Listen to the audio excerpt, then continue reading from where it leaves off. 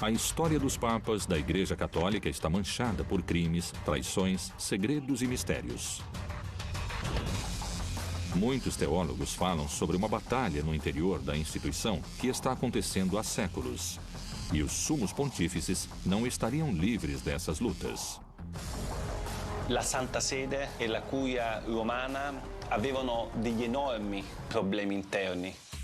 Quais são os crimes e os pecados que ficaram escondidos no Vaticano durante séculos e que agora estão vindo à tona? Alguns sacerdotes cometeram um delito terrível de pedofilia. E isso acabou manchando a imagem da igreja pelo fato de que se tentou esconder. Papa Benedetto XVI potesse finire in un attentato. Como se estabelece a estrutura de poder destes homens que governam a fé de milhões de pessoas ao redor do mundo? La Chiesa Cattolica, attraverso i secoli, si dà una struttura monarchica, imperiale, in cui il Papa comanda su tutti. Será que os papas da Igreja Católica sempre foram homens de fé e de humildade? Ou será que eles eram personagens ambiciosos que desejavam o poder? Certi papi sono stati troppo amici di dittatori, capi di Stato sanguinari. A verdade por trás dos papas. Divindade próxima ao Todo-Poderoso? Representantes fiéis de Deus na Terra? Ou ótimos impostores escondidos por trás dos grandes muros do Vaticano?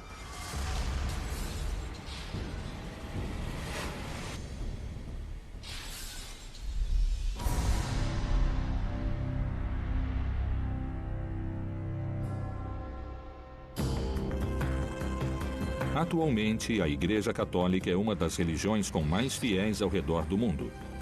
Bilhões de pessoas professam sua fé, abraçando os ensinamentos do Novo Testamento e da interpretação que a instituição eclesiástica faz das Sagradas Escrituras.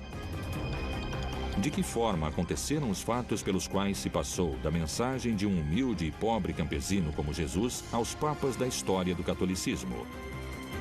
Pedro, segundo a tradição, foi o fundador. Ele foi o primeiro para quem Jesus Cristo confiou a criação da igreja. Jesus diz a este homem que se chamava Shimon Bar Yoná: a partir de agora você será pedra. O nome Pedro nasce naquele momento. Pedro é uma palavra derivada do grego e quer dizer pedra. E você será a base da minha comunidade em Grécia. E é de lá que a pá nasceu.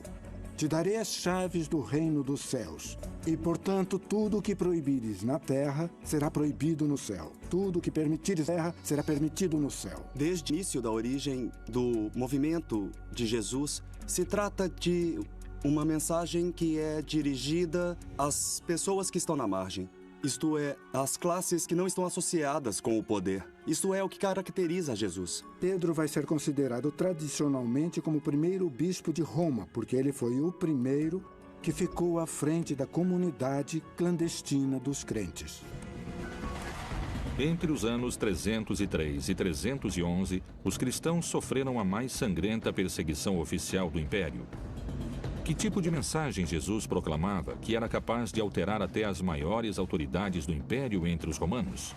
Essa é uma mensagem dirigida ao povo, dirigida às prostitutas, dirigida às mulheres, dirigido precisamente àqueles que eram rejeitados pela igreja. Também está dirigida àqueles que não eram beneficiados pelo poder, e era exatamente por isso que era claro o perigo que o movimento como o de Jesus representava para as classes governantes. Nas primeiras épocas, esses crentes de Jesus eram os hereges com os quais iriam brigar, iriam lutar. Longe de silenciar a fé cristã, essa perseguição outorgou um caráter heróico aos apóstolos.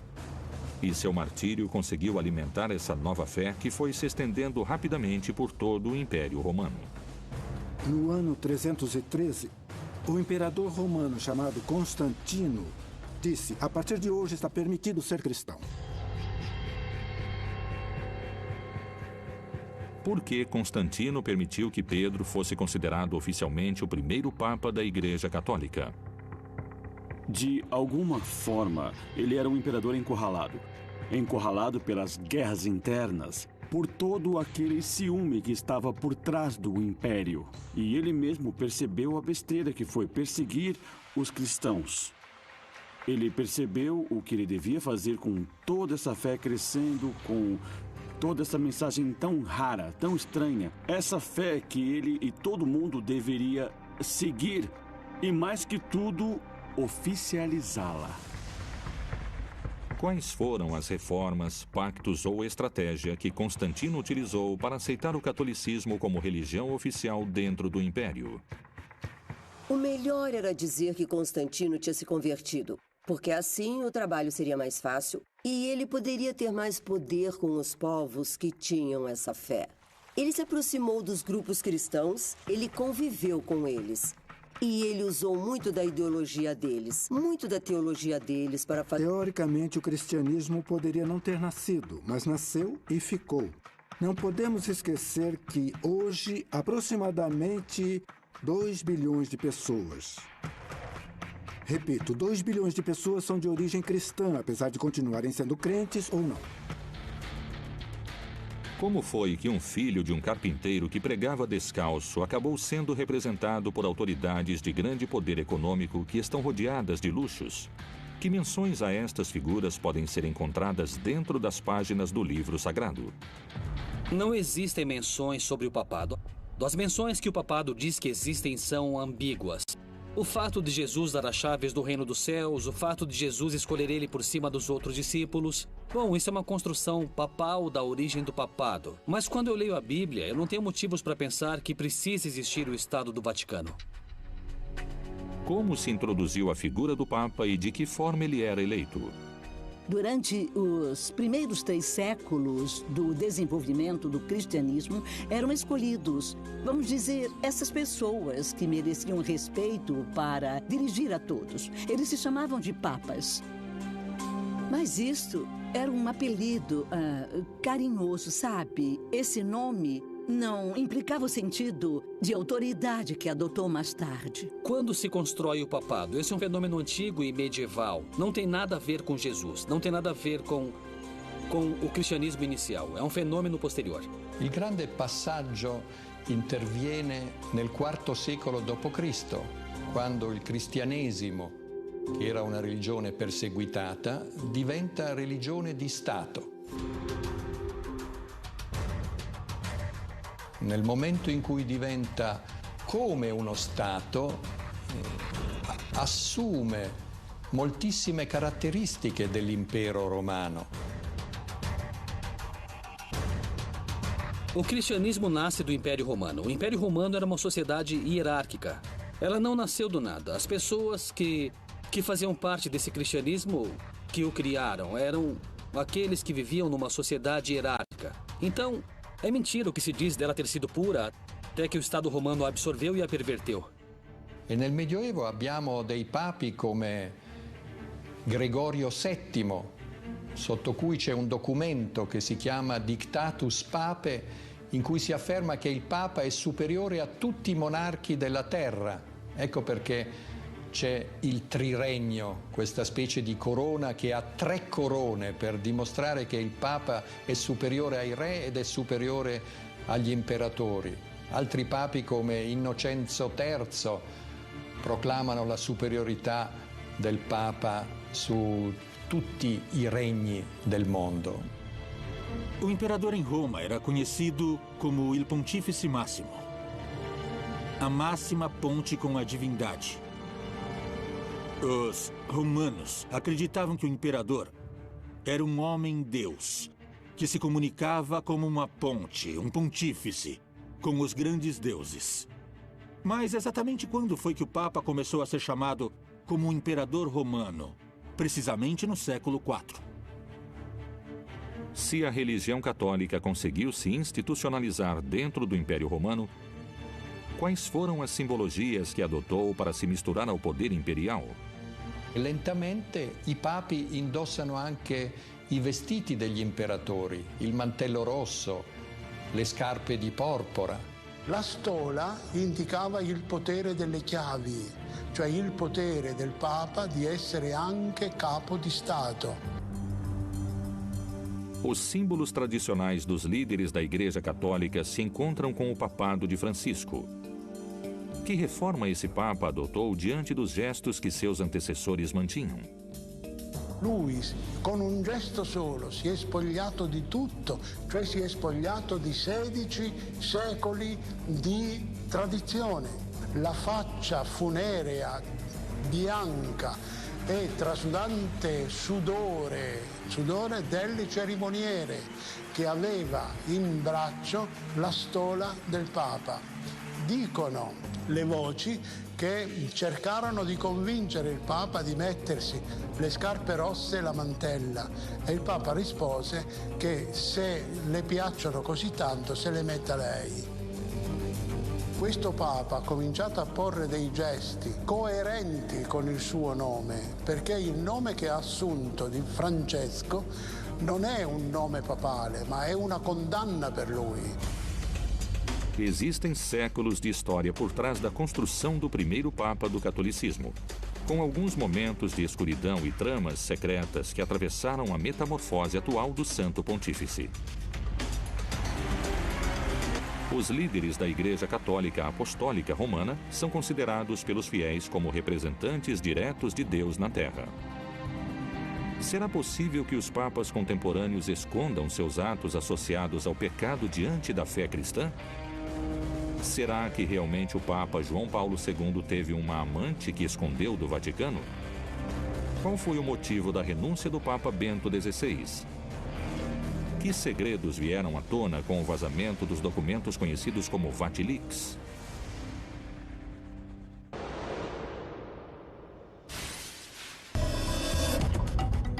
O Papa representa na religião católica a máxima autoridade religiosa.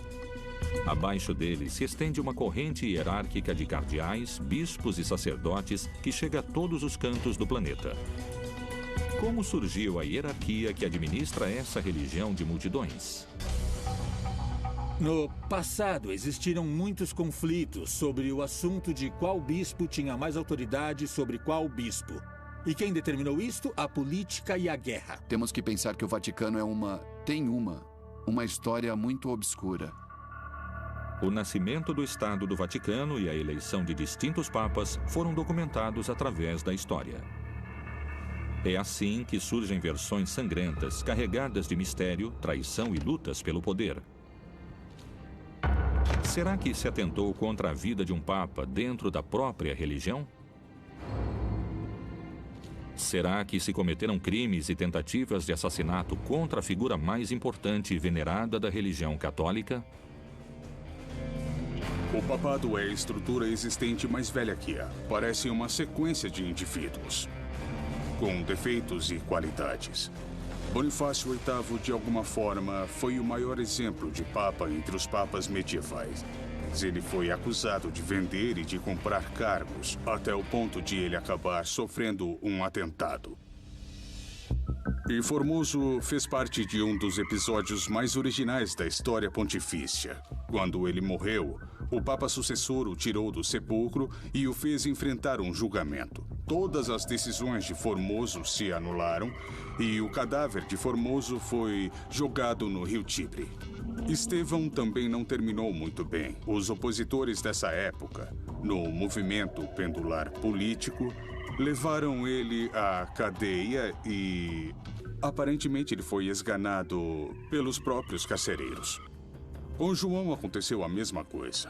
Ele foi educado, aparentemente bem educado, para ter uma vida mais laica. Aos 18 anos, quando foi eleito Papa, João evidentemente não tinha muita vocação sacerdotal e ele foi facilmente vítima de difamações, não é? Então ele ficou conhecido na história como o Papa da Vida Libertina. Sabe-se que ele morreu precisamente no meio de uma orgia.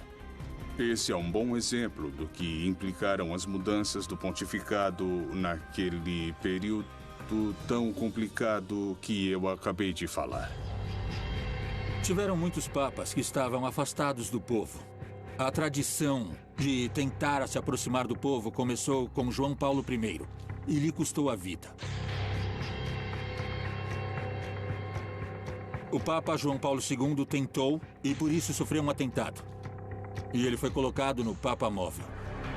Se cometeram crimes e tentativas de assassinato contra a figura mais importante e venerada da religião católica, quais foram os casos mais relevantes da história papal associados a possíveis homicídios? Sabemos que João Paulo I foi um homem muito comprometido na sua época de sacerdote com as causas sociais. E ele questionou de uma maneira muito dura a obra criada por Pio XII, que era o aparelho financeiro do Vaticano. Este questionamento fez com que ele morresse.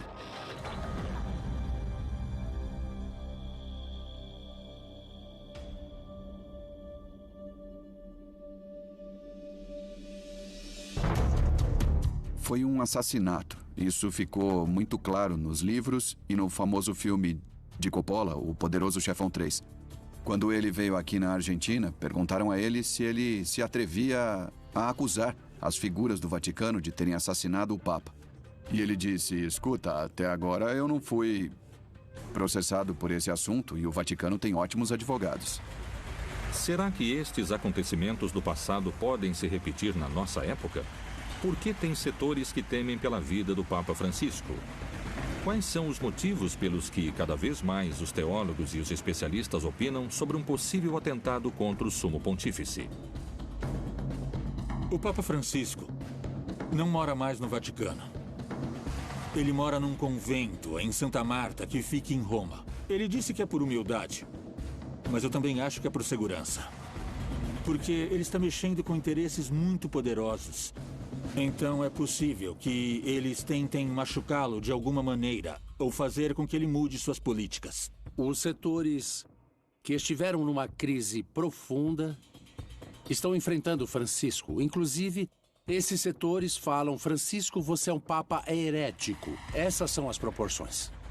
Na verdade, ele está escolhendo muitos cardeais que vão votar quando ele morrer para que o próximo papa continue com essa linha liberal. Então agora existe uma luta de poder. Há muitas resistências, muitas sabotagens. Sabotagens que vieram à tona. Existem setores da intelectualidade conservadora e meios de comunicação que o questionam. Mas Francisco não amoleceu. Ele se sente sozinho. Existem movimentações muito fortes na igreja contra Francisco e há poder dentro da igreja. Se tem uma pessoa que resolveu terminar com toda essa máfia, ele sabe que isso pode ter um preço alto e perder a vida. Assassinatos, tentativas, crimes, traições e muitas teorias conspiradoras parecem estar alojadas dentro da Cúria Papal ao longo da sua grande história. Mas não só morte e crimes estão escritos nessas páginas. Que mistérios escondeu a figura do Papa João Paulo II? Ele teve um romance com uma mulher enquanto exercia o papado?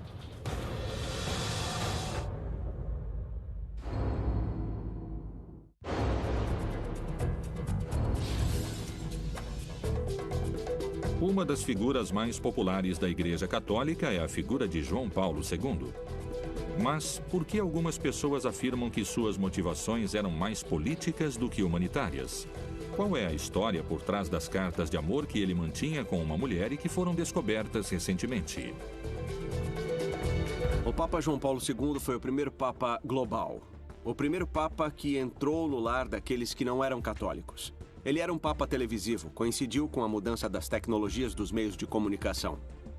João Paulo II chegou com um projeto muito claro: consolidar, reforçar a unidade da igreja. Quando ele chegou, encontrou uma igreja polarizada, isto é, direita e esquerda. E quis deixar claro que existia uma só igreja. Giovanni Paolo II, nel 2000, aveva pronunciato il grande atto di pentimento per gli errori e gli orrori commessi dalla Chiesa Cattolica attraverso i secoli, l'antisemitismo, le guerre di religione, l'Inquisizione. E Giovanni Paolo II aveva riunito nel 1986 ad Assisi tutti i capi delle religioni mondiali per pregare insieme per la pace. Queste cose avevano destabilizzato i conservatori che quindi volevano di nuovo un papato più tradizionalista.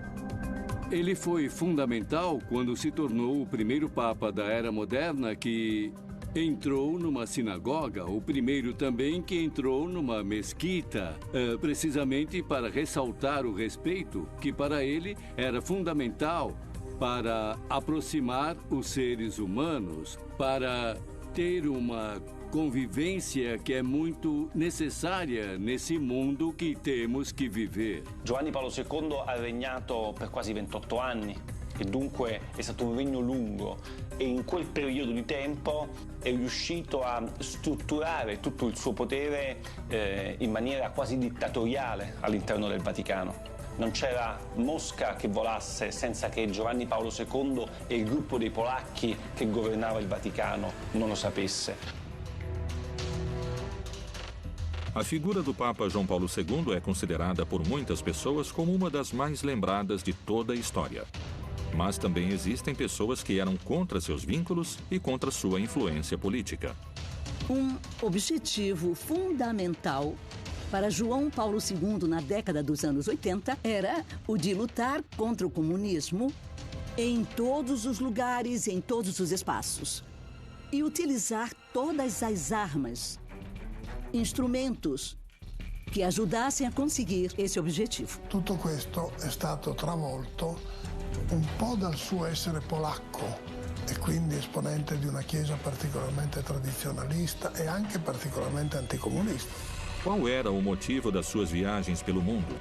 Será que elas tinham um objetivo humanitário? Ou, como algumas pessoas acham, o que ele realmente queria era influência e poder político?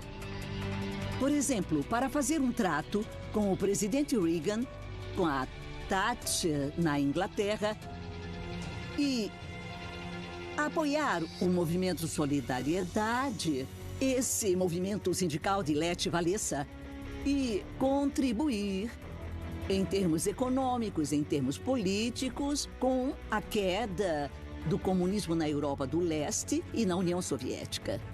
E para conseguir isso, desenvolveu uma atividade política e diplomática que vai explicar suas viagens pelo mundo com entrevistas com líderes políticos, com pessoas muito influentes e muito importantes para trabalhar, minar as bases do comunismo, que para ele era o inimigo principal. Não só seus vínculos políticos fariam sombra e começaria um debate sobre a imagem de João Paulo II. Sua imagem também ficaria embaçada por aqueles que afirmam a hipótese de que ele teria tido uma amante durante alguns anos. Recentemente, foram encontradas 350 cartas escritas entre João Paulo II e uma filósofa polaco-americana que se chamava Anna Teresa Timieniecka. As cartas entre Ana Teresa e João Paulo II fazem parte de uma tradição eclesiástica muito antiga. São Paulo foi acompanhado por Santa Cleta. Não conhecemos estes textos porque eles foram excomungados pela Igreja no ano 325.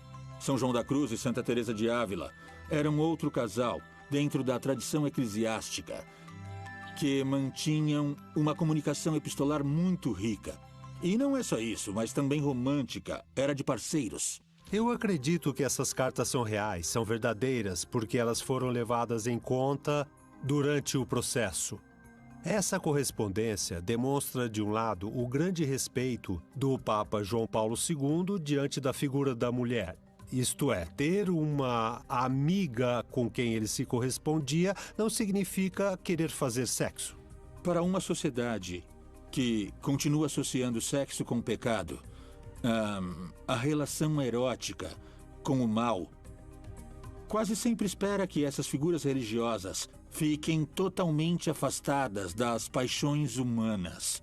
E eu acho que o que aconteceu entre Ana Teresa e o Papa João Paulo II era amor.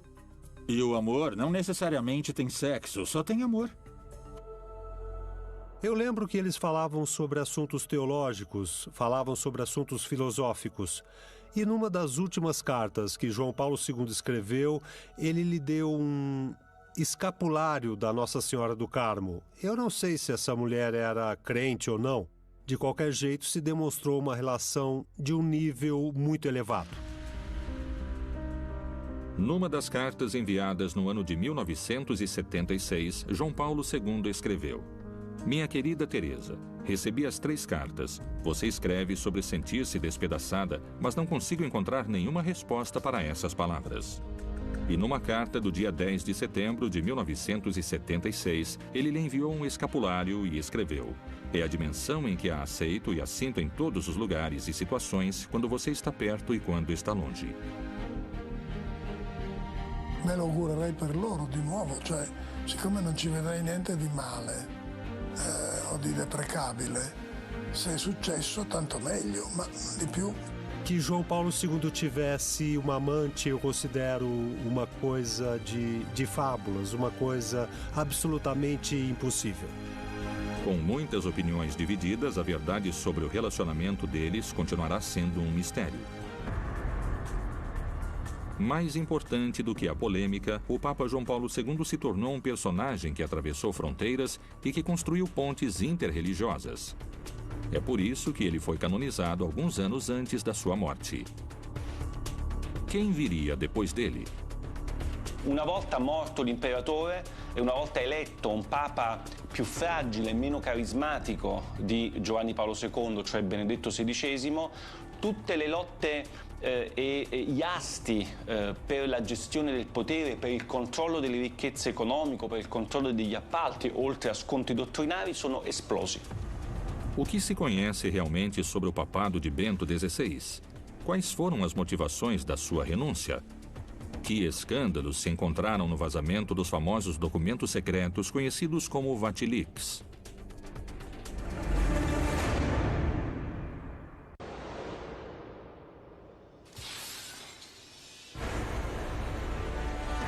Depois da morte de João Paulo II, o Colégio dos Cardeais elegeu a Joseph Aloysius Ratzinger e escolheu o nome Bento XVI como seu sucessor. Com este Papa, estourou um dos maiores escândalos dos últimos tempos do Vaticano: a revelação dos documentos secretos que mostraram corrupção e lavagem de dinheiro, mundialmente conhecidos como Vatilix. Qual foi a motivação da Cúria da Igreja Católica de escolher um personagem tão diferente do seu antecessor? Quais foram as principais diferenças entre esses 2 papas? Por que teólogos e especialistas acreditam que a estratégia criada pelo Vaticano não teve os efeitos desejados? Como impactou a decisão dentro da Santa Sé e ao redor do mundo com seus milhões de fiéis?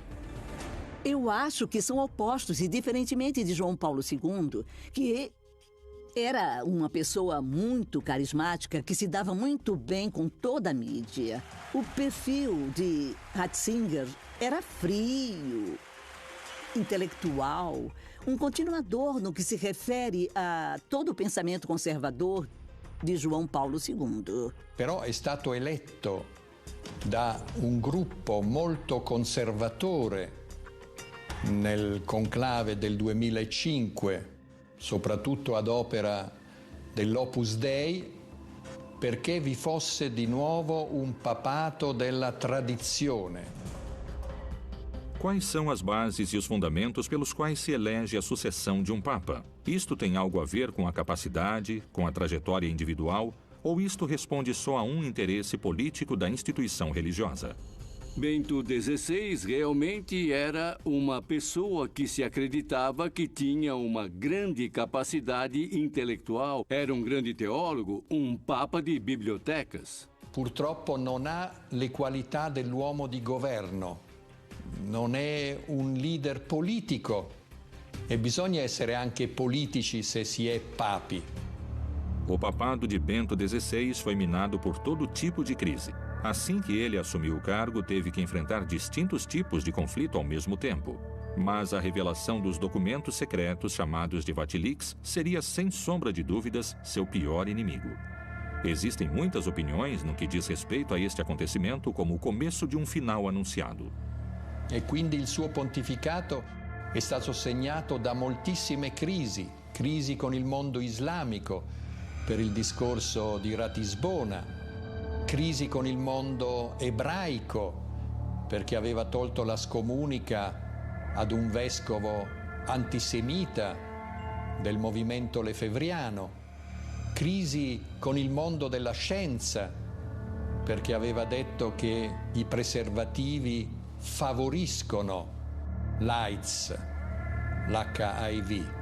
Crisi con i cattolici stessi, perché aveva dato spazio proprio ai nemici del concilio, e cioè al dialogo con il movimento cismático de Lefebvre. Os principais conflitos que Ratzinger teve que enfrentar tiveram origem no pontificado de João Paulo II. Um desses conflitos que eu acho importante, porque é o eixo de atuação de uma instituição religiosa, é aquele que tem a ver com a pederastia. Esses escândalos, desde o final do século XX, começaram a ficar conhecidos, não é?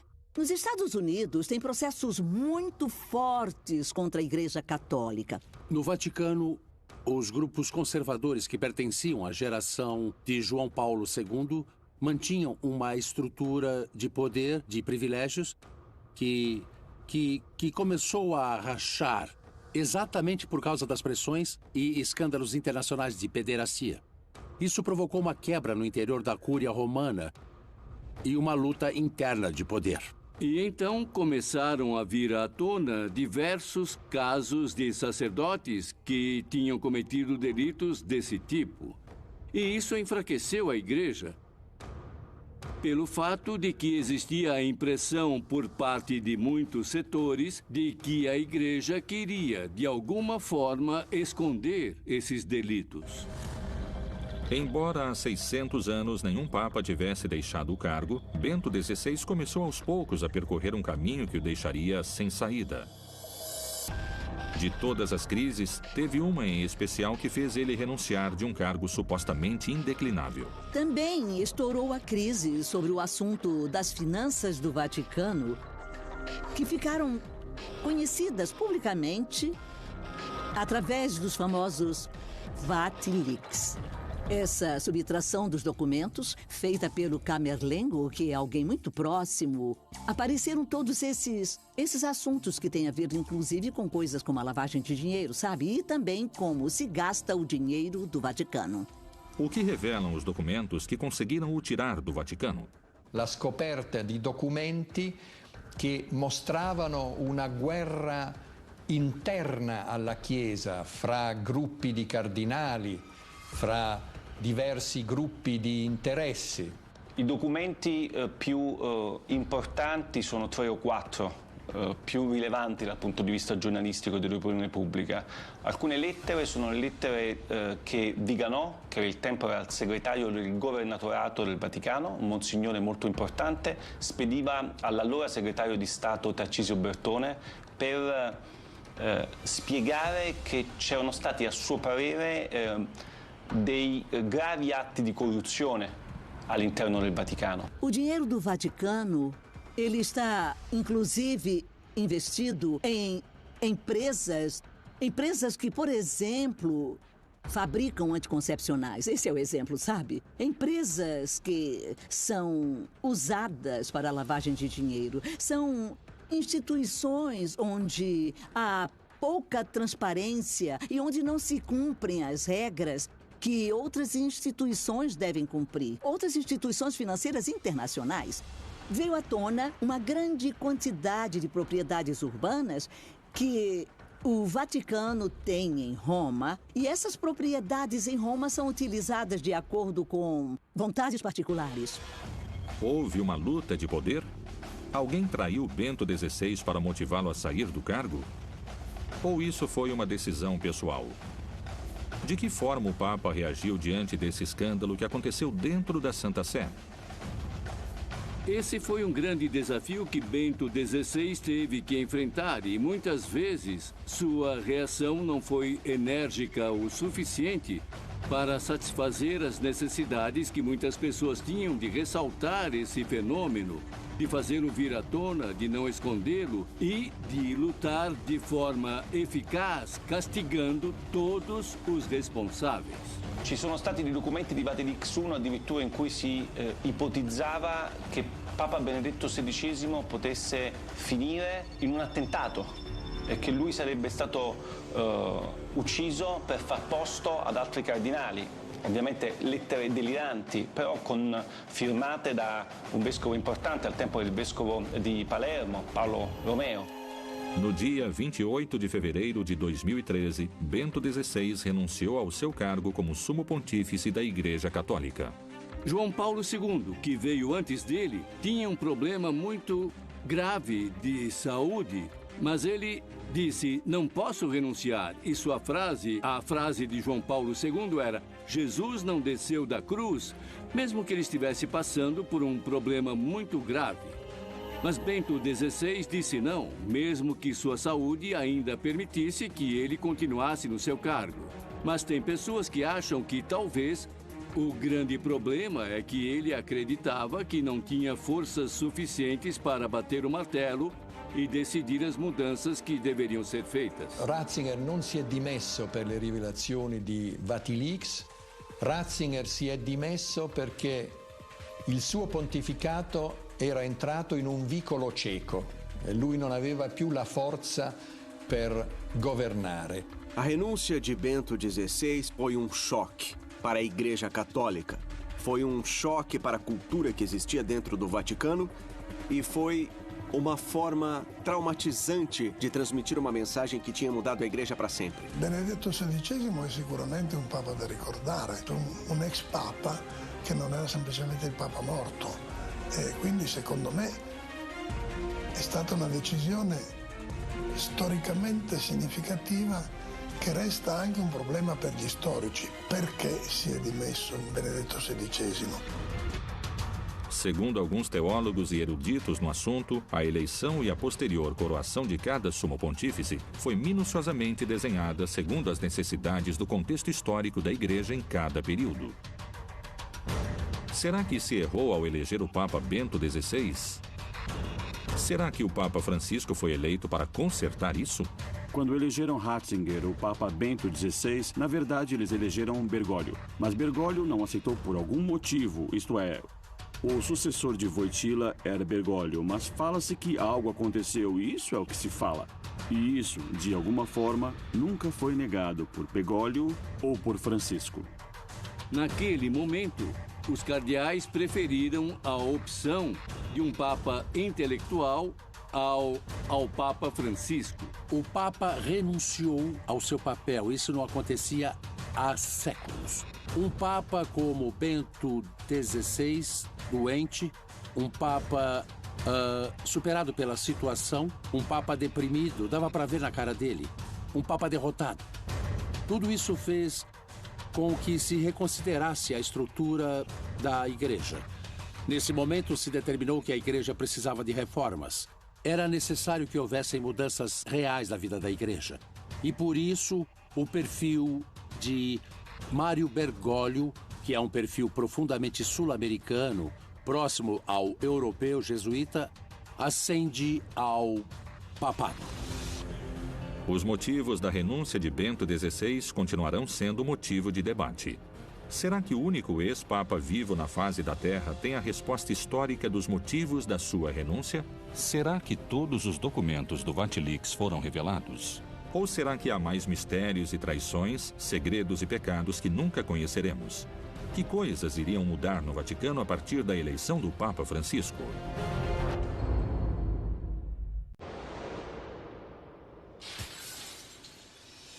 Depois da renúncia de Bento XVI e de um breve período de sé vacante, no ano de 2013, o cardeal sul-americano Jorge Bergoglio assumiu a cátedra de São Pedro. Habemus Papa!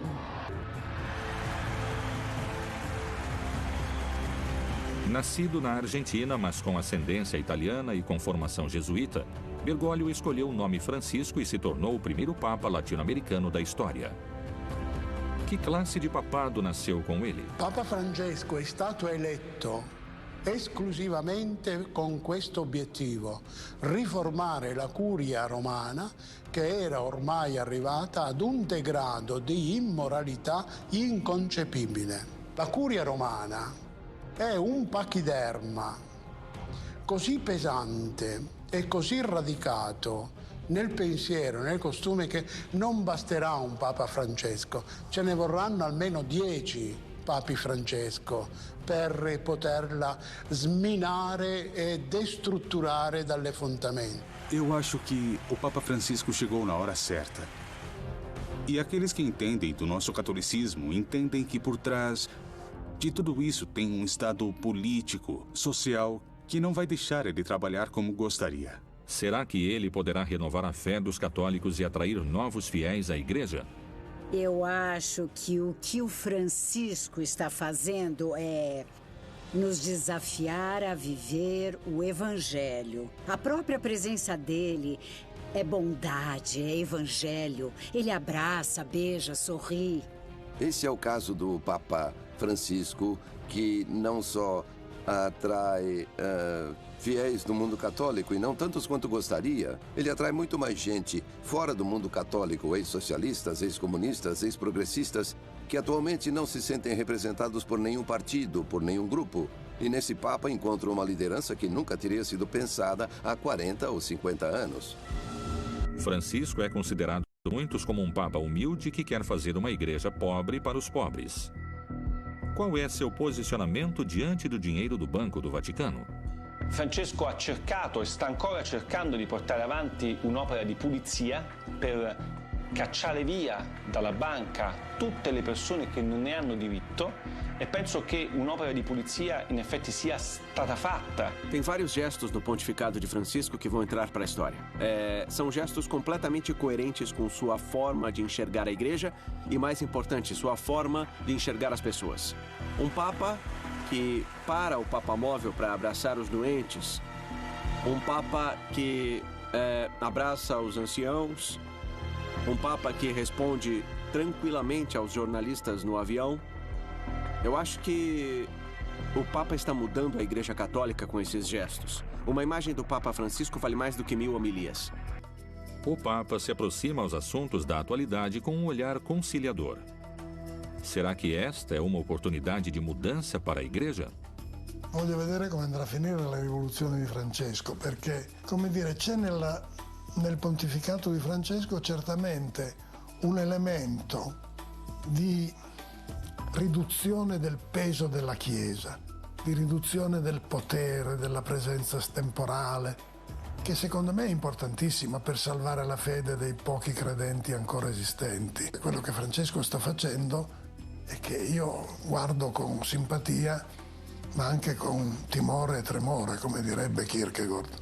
O Papa Francisco é o novo cantor de uma música que já tinha sido cantada por outros papas. A música é a mesma, mas o cantor faz com que pareça uma música muito mais... Bom, é o ritmo latino, é um Papa com coração latino, que deixa essa música muito mais contagiante.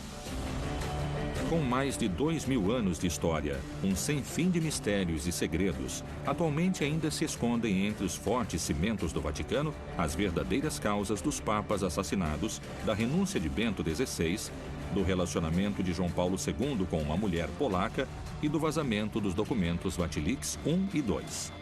Esses são só alguns acontecimentos. A história dos papas da Igreja Católica edita todo dia um novo capítulo, com uma sucessão de líderes que atualmente tem o Papa Francisco escrevendo suas páginas.